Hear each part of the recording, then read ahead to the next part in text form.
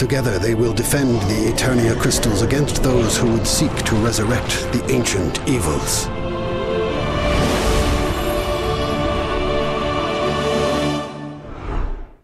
Alright, good morning, ladies and gentlemen.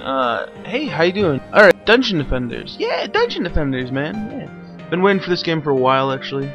Not a full year, but quite a while, a couple months. Like half a year, maybe?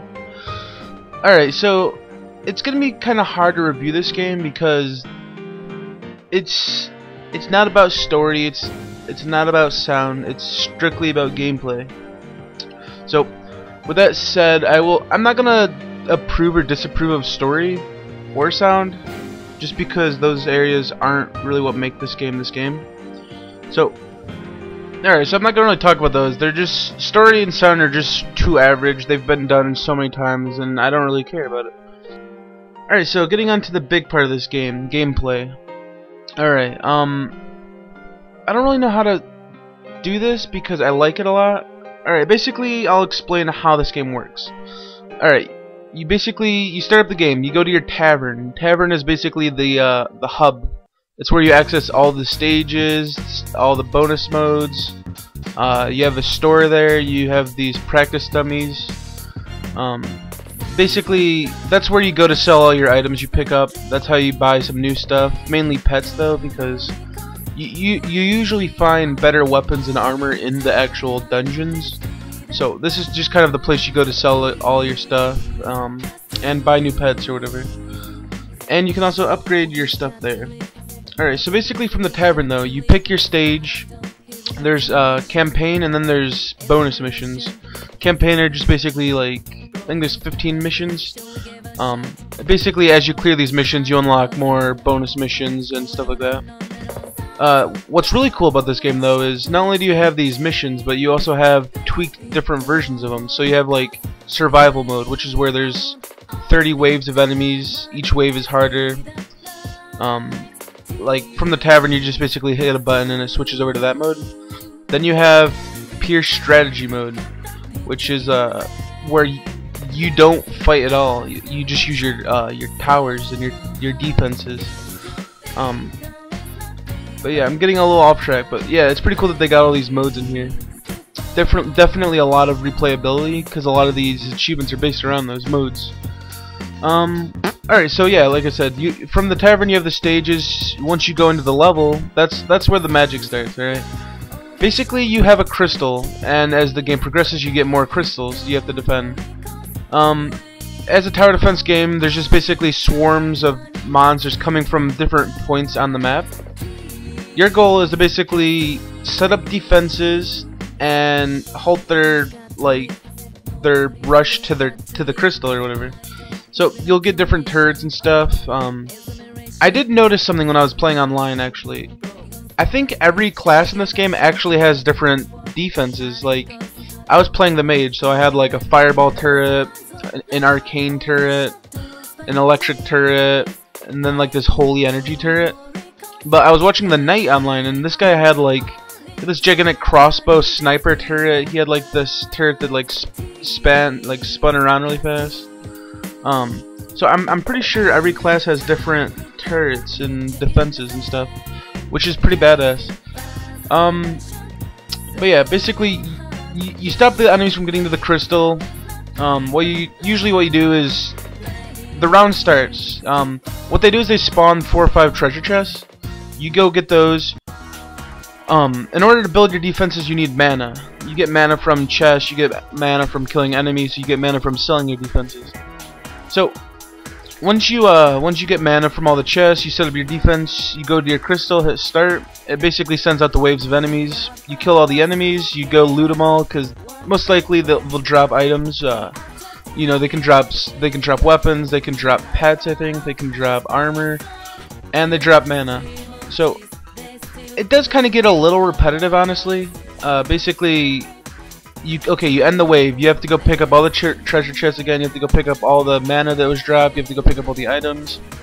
So it kind of does get repetitive, which makes dying a lot more worse because you'll spend like 20 minutes completely getting to the end of this stage. You'll die, then you'll have to do all of that over again, which it just gets annoying to me. But it is pretty fun though. I don't know. If you can overlook the repetitiveness and stuff, like if you're playing online, you don't really have to deal with that, just because more people, you can pick up more chests faster, you can pick up the loot faster. It goes a lot faster online. But offline, it is a little tough when you have to deal with the repetitiveness. And also, it is pretty hard offline too. The first couple levels mainly, but once I got into a groove, I blew through half of the game in like an hour or two. What else should I say? But yeah, basically, you get the loot, you sell the loot, you get better gear, oh yeah, let me talk about this awesome part. Each piece of item in this game has different stats, alright? Like every RPG does, but what this game does is they actually have different, I guess you could call them abilities. Alright, so let's say you have a helmet that has, okay, you have these little blocks in the stats, and one will say like, hero damage, or hero defense, hero speed, fire resistance, electric resistance. Basically you have all these little blocks in there, and you can actually spend money or mana to upgrade these items.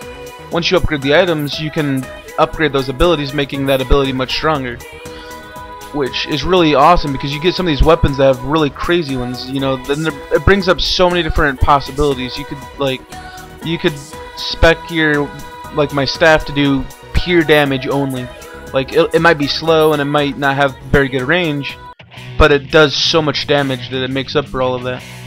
And then you have to learn how to play it that way. Like, since it's a slow weapon, you're gonna want to be up close a lot more.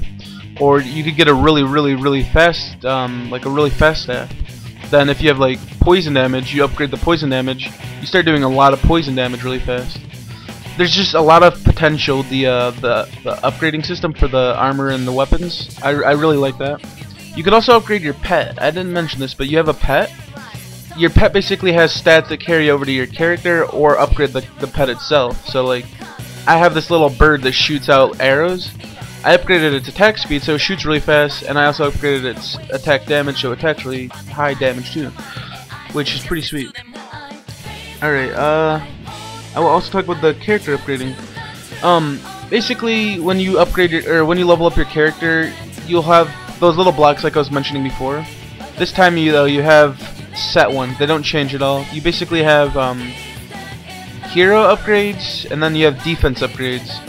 Defense upgrades are like your turret, which there's like defense health, defense attack speed, defense attack power, defense area of effect. So each of those do their own thing respectively. Like attack damage will make your turrets do more damage, attack speed will make them attack faster, area of effect will make them have a wider range of attacking. And then, like I was saying, you have hero upgrades too, which are like upgrade your health, upgrade your attack damage, upgrade your run speed, upgrade your charge speed, I believe. I can't remember. But yeah, you basically have 4 or 5 of these abilities in each one.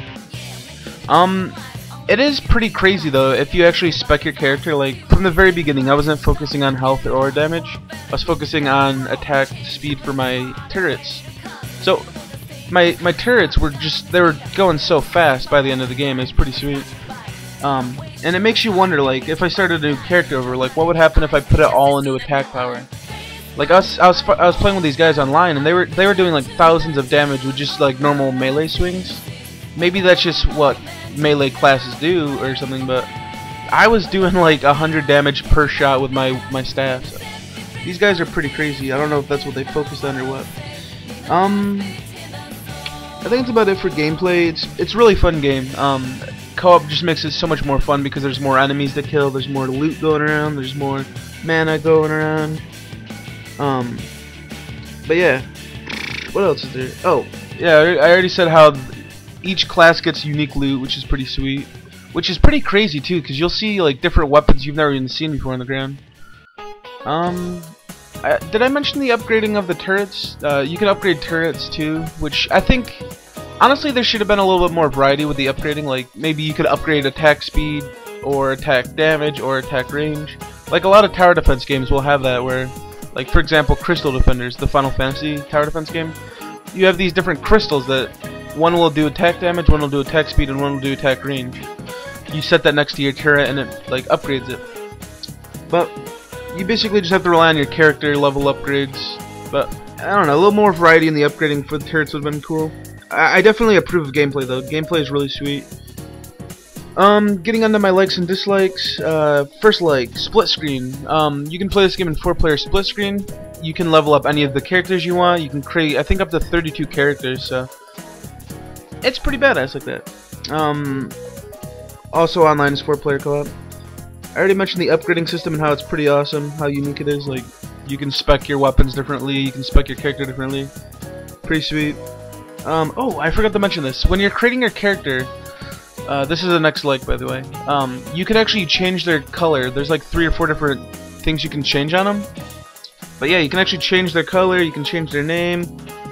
You can actually change the appearance of your crystal that you have to defend, which is pretty badass. Like, I have this just big triangular type crystal. Looks a lot like the Final Fantasy crystals. But I was playing online, these guys had like these massive, gigantic crystals that look really cool. That's pretty badass. Another like... Oh, and the options. There's a lot of options. There's like I'm on standard definition, right? So when I first started playing the game, the HUD was like kind of... It cut off some of the HUD. I couldn't see it fully. So what happened was... I went into the options and I was able to zoom it out more, so I could see in the entire screen perfectly. That brings me into a next dislike though. Okay, let's start on my dislikes now. That was my last like. Alright, so this game is made for HD, so it is gonna look like shit on standard def. I mean, you can't really help that though. It's a design decision, I guess. I don't know, I'm tired of having a standard def TV, because I have to always put this in my reviews that I hate looking at small text. It really does ruin the game experience, because you don't know what half of the shit says on the screen. Alright, okay, my next couple dislikes are pretty small. You cannot skip boss cutscenes. You fight bosses every couple of levels, but you basically have to sit there and watch like a 30-second cutscene every time. It gets kind of annoying when you die on that boss and you have to go back to the boss, die again on the boss, and it just gets annoying. Also, there is no description on stats. When I first started playing the game, there wasn't any indication of what these upgrades did. So I was looking at hero upgrade, like hero upgrade for speed. So it says hero speed, and I'm like, is that my attack speed? Is that my run speed? Is that my like, I don't know. I just didn't understand. Like, they don't describe these abilities very well. So it gets kind of annoying. I had to look up a lot of it on Google, but yeah, I really wish they put in a description system or something. That's it for my dislikes and likes, guys. Overview time. Alright, so Dungeon Defenders, it is a pretty awesome tower defense game. It's definitely something new to try out. I mean, it's tower defense, but you're also playing an RPG essentially, like a third-person RPG. There's a really deep upgrading system, really deep character class system. Like, there's just so much to do in this game. Honestly, there's so many bonus missions, there's so many stages. There's a lot to do in this game, and for I think it was 1,200 or 1,600 Microsoft points, which is around $15. It's a great deal. I definitely think you should buy this game, but try to meet make your friends get it too. It's a lot more fun in co-op.